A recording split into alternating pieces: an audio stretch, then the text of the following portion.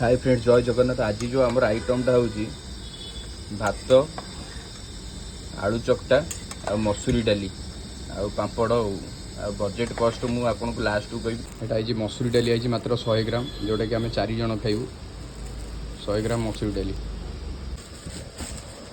आईटा आमर ब्रह्मपुर पापड़, जोटा कि यहाँ छणा हे भात डाली आलू भर्ता और पापड़ खिया हे। भात मसूरी डाली पापड़ ता सहित आलू भर्ता आमर जीरा गुंड पड़ी पूरा रेडी हो पूरा रेडी।